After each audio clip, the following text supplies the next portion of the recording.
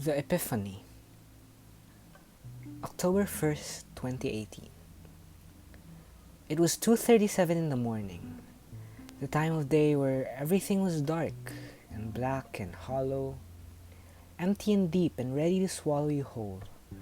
It felt damning, like I was there, alone, in the darkness all alone, as if someone were trapping me beneath the weight of the world and the cosmos, because I was guilty. Because I was found guilty of the things I've done. Guilty of something inexplicable, unspeakable, something that should never be evoked, and so it wasn't. And that may seem like a relief, except I didn't know what I was guilty of. I was guilty, and I felt guilty, and the world at that moment made me feel so gut-wrenchingly guilty, but I didn't know why. It was silent too, breathtakingly so. There weren't any echoes, shivers, rustles, or any sound that dictates any form of movement or any form of life. Again, I was alone, and it was silent.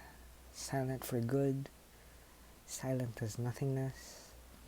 But in the silence, I could hear all of the noise that was drowning me, this noise that I cannot fathom, this noise that was so hurtful, so mean, so evil.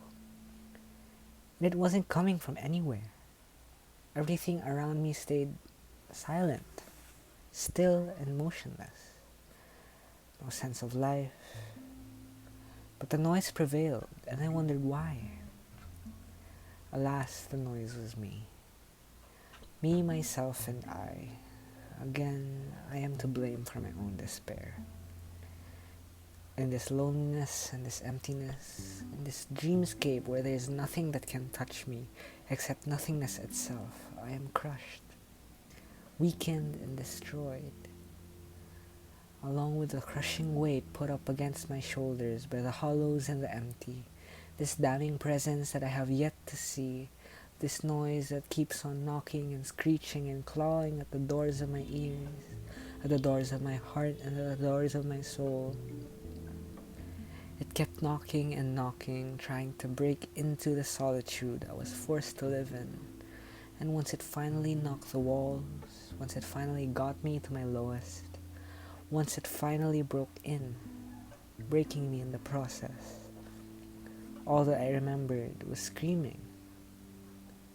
Then I woke up, and the nightmare seemed like an understatement.